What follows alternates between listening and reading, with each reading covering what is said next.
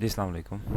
आज के लैब में आप लोग डायोड रेक्टिफायर सर्किट्स को देखोगे कि किस तरीके से हम इसकी लैब को इम्प्लीमेंट कर सकते हैं और इनकी कैलकुलेशंस को हम लोग थ्रू सिमुलेशन वेरीफाई कर सकते हैं।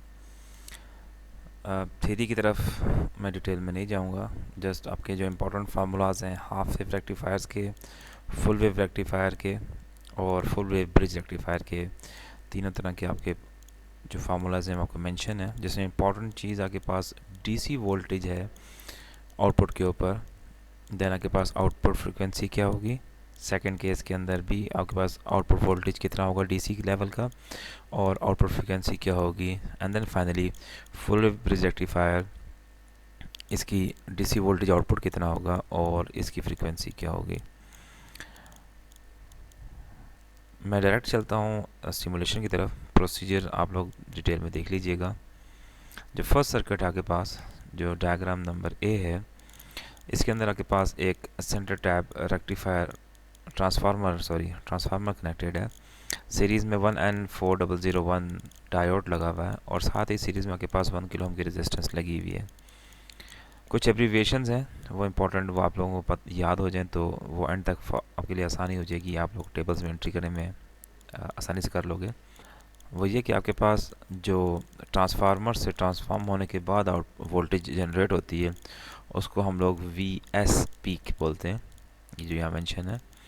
एंड देन जो डायोड से गुजरने के बाद या आपका जो फाइनल लोड है उसको जो वोल्टेज मिल रहा होगा साइन वेव की फॉर्म में, उसको हम वी नॉट या वी आउट पीक बोलेंगे।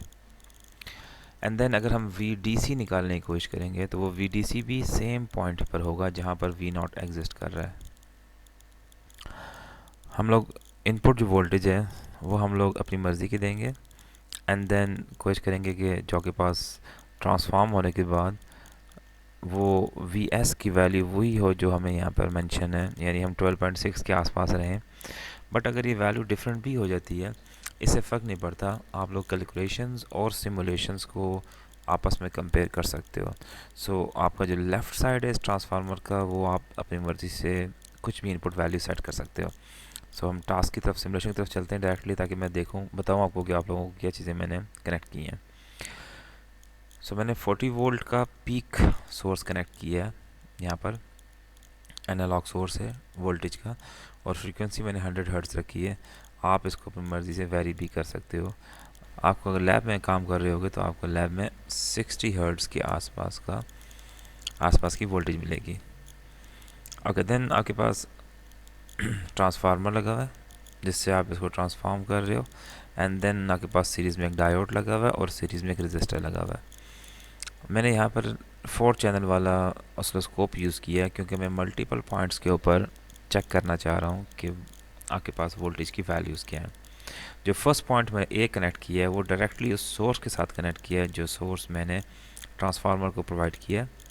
देन सेकंड जो चैनल मैंने यूज़ किया है वो मैंने ट्रांसफॉर्म होने के बाद पे कनेक्ट किया है, यानी बिफोर डायोड।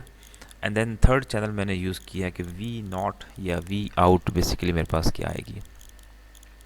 उसके बाद इसका कॉमन ग्राउंड है, वो मैंने ग्राउंड को कॉमन कर दिया है और ये ग्राउंड इन दोनों के साथ मिलकर भी कॉमन हो रहा है। तो 40 वोल्ट पीक वोल्टेज है, आपके पास ये स्टेप डाउन ट्रांसफार्मर लगा हुआ है। हम चेक करते हैं कि आपके पास वोल्टेज कितना आएगा जब हम इसको ट्रांसफॉर्म करेंगे।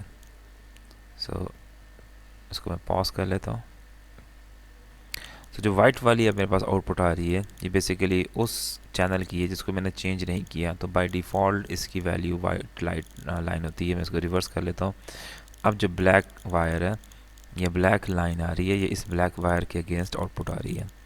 सो यहाँ पर वोल्टेज कितना है, आपके पास ये ऊपर चैनल्स आ रहे होते हैं, आप यहाँ से कोई भी एक ड्रैग करना स्टार्ट करें, ये देखें ये इसकी वैल्यू दे रहा है। मुझे अगर इस पॉइंट की वैल्यू चाहिए मैं इस पर यहाँ पर डबल क्लिक कर सकता हूँ और ये अब इसकी वैल्यू देना स्टार्ट हो गया। तो आपने चैनल 1 देखना है, चैनल ए के ऊपर आउटपुट कितनी आ रही है, तो इसे 36 है, एंड मैंने चूँकि 40 सेट की थी तो इसकी पीक वैल्यू 39.9 वोल्टेज तकरीबन मेरे पास आ रही है। सो ये पीक वैल्यू मेरे पास 39.28 39.99 आ गई है। ठीक है, ये इनपुट वोल्टेज मैं देने जा रहा हूँ। देन नेक्स्ट मेरे पास येलो वाली वायर है। येलो वाली वायर का मतलब ये है कि ये डायोड से पिछली है और ट्रांसफॉर्म होने के बाद की है। तो बेसिकली मैं इंटरेस्टेड ये था कि मेरे पास तकरीबन 20 वोल्ट्स आ जाएं। सो मैंने अब इस येलो वाली वायर को मैंने क्लिक करना है जहाँ पर आपको बहुत क्लियर नज़र आ रही हो, एंड येलो वाली वायर के ऊपर चूँकि वो चैनल बी पे कनेक्टेड है, चैनल बी पे जो वोल्टेज आ रहा है वो कितना आ रहा है आपके पास 10 वोल्ट्स आ रहे हैं। आपने इसको रीड नहीं करना क्योंकि ये थोड़ा सा भी आपको कंफ्यूज करेगा। ये 4 चैनल का है, इसको आपने अपनी मर्ज़ी से रोटेट कर सकते हो। तो अभी इसको आप देखना छोड़ दें, नीचे वाली साइड को आपने डायरेक्टली इससे रीड करना है कि ये मैंने येलो वाली वायर पर रखा है और येलो वाली चूँकि बी थी तो चैनल बी के ऊपर 9.98 वोल्टेज बिफोर डायोड या बिफोर रेक्टिफिकेशन आपके पास इनपुट वोल्टेज आ रहा है, इसको आप VS बोल सकते हैं। एंड देन नेक्स्ट फाइनली जो मेरे पास आउटपुट वोल्टेज की तरफ आ रहा है, जो रेड वाली वायर है, इस रेड वाली की जो वैल्यू है, मैं जिसको थोड़ा सा रन कर दूं ताकि मुझे क्लियर हो जाए मुझे कहाँ से इसको पिक करना है। इसी पॉइंट के ऊपर ये रेड वायर आ रही है, मैं इस पर डबल क्लिक कर देता हूँ ताकि वो रेड को सिलेक्ट कर ले। जस्ट एक हल्का सा स्टेप नीचे करेंगी। कितना स्टेप इससे नीचे किया, ये आपके पास आ गया चैनल सी की वैल्यू, ये 9.3 वोल्ट आपके पास रीडिंग आने जा रही है। सो अब हम मैनुअल में देखते हैं हम इन वैल्यूज़ के साथ करना क्या है। मैनुअल के अंदर आपके पास एक टेबल गिवन है जिसके अंदर आपके पास जो फर्स्ट हमने सर्किट किया है हाफ वेव वाला, इसमें VS पीक मेरे पास 10 वोल्ट था, मेरे पास V नॉट पीक की जो वैल्यू आ रही है वो 9.3 है। अब हम जाते हैं VDC की तरफ। सो VDC जो मेरे पास आएगी वैल्यू वो ऑब्वियसली मल्टीमीटर से हम लोग निकाल सकते हैं या किसी भी प्रोब से। फंक्शन जनरेटर आपको ऑसिलोस्कोप आपको DC वैल्यू नहीं देता, तो हम इस पर डबल क्लिक कर लेते हैं मल्टीमीटर के ऊपर, तो ये अप्रॉक्सीमेटली 2.87, या अगर आपके पास प्रोब कनेक्ट की हुई है तो इसमें जो VDC की वैल्यू है 2.87, इनमें से कोई भी एक वैल्यू आप नोट कर सकते हो। इसकी वैल्यू कैलकुलेट कैसे हो सकती है, उसका फार्मूला स्टार्ट में गिवन था, वो आप देख लोगे, आपने वहाँ से फार्मूला यूज़ करना है एंड देन आपने दोनों वैल्यूज़ एक्सपेक्टेड VDC और एक्चुअल मेजर्ड VDC में, सॉरी मेजर्ड तो नहीं होगी, ये सिमुलेटेड VDC होगी, इन दोनों की वैल्यूज़ को आपने यहाँ मेंशन करना है। अगर इसमें कोई एरर एग्जिस्ट कर रहा है तो उसने परसेंटेज एरर आपने मेंशन कर देने हैं। नेक्स्ट चलते हैं फुल वेव सेंटर टैप की तरफ। फुल वेव सेंटर टैप के अंदर आपके पास सेम ट्रांसफार्मर है, फ्रीक्वेंसी में इसकी 60 हर्ट्ज रखने जा रहा हूँ एंड वोल्टेज 40 वोल्ट्स मैंने सेट किया हुआ है। मैंने TS power underscore virtual use किया हुआ है ट्रांसफार्मर। आप अगर कोई और यूज़ करना चाहो तो अलाउ है, इसमें कोई मसला नहीं है आपके लिए। दो अब डायोड लगे हुए हैं, एक पाथ आपके पास ये बन रहा है, देन सेकंड पाथ आपके पास ये वाला बन रहा है जो इस समय माउस को लेके चल रहा हूँ। अब आपके पास दोनों साइकिल्स के ऊपर आउटपुट आएगी। एक चीज़ जो मैंने अभी डिस्कस नहीं की वो ये कि यहाँ पर इसकी फ्रीक्वेंसी क्या है। अगर आप इसकी फ्रीक्वेंसी देखने की कोशिश करो, मैंने चूँकि इसकी फ्रीक्वेंसी थोड़ी सी स्लो कर दी, 60 हर्ट्ज कर दी है, तो ये थोड़ा टाइम ले रहा है इसको जनरेट करने में। अगर फ्रीक्वेंसी थोड़ी मतलब ज़्यादा होगी तो थोड़ा जल्दी ये प्लॉट कर दिया करेगा। तो यहाँ पे आपके पास जो वेव है वो रीजनरेट होने जा रही है एट द सेम टाइम जैसी इनपुट की थी।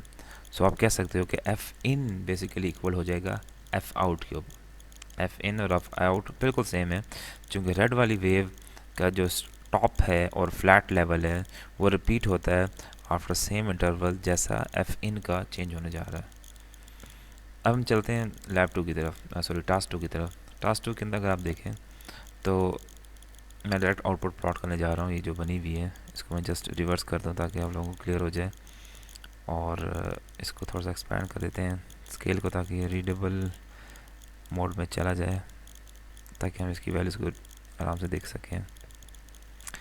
अब अगर आप देखें जहाँ पर ब्लैक वाला एक अप एंड डाउन यानी एफ इन फ्रीक्वेंसी एक साइकिल कंप्लीट करती है एफ इन की वैल्यू, उस टाइम के ऊपर आउटपुट जो रेड वाली है वो 2 साइकिल्स अपने कंप्लीट कर रही है। सो इसका मतलब ये होगा कि एफ आउट की जो वैल्यू है वो 2 टाइम्स होने जा रही है एफ इन से। ठीक है, ये हमने फार्मूले में पीछे देखा भी था अगर आपको याद हो। इसका सर्किट बिल्कुल सेम एज इट इज़ जिस तरह आपके पास सर्किट 1 का था, टास्क 1 का था, सेम उस तरीके से टास्क 2 का सर्किट है। सिर्फ ये फ़र्क है कि आपके पास डायोड 2 कनेक्टेड हैं। एक नीचे वाले जो ट्रांसफार्मर की निचली वायर थी उसके साथ भी डायोड कनेक्टेड है, एंड देन वो शॉर्ट होने जा रहा है आपके पास पिछले वाले डायोड के साथ। सो इस केस के अंदर हमारे पास जो VDC की वैल्यू कैलकुलेट होने जा रही है या सिमुलेट होने जा रही है वो है 5.69।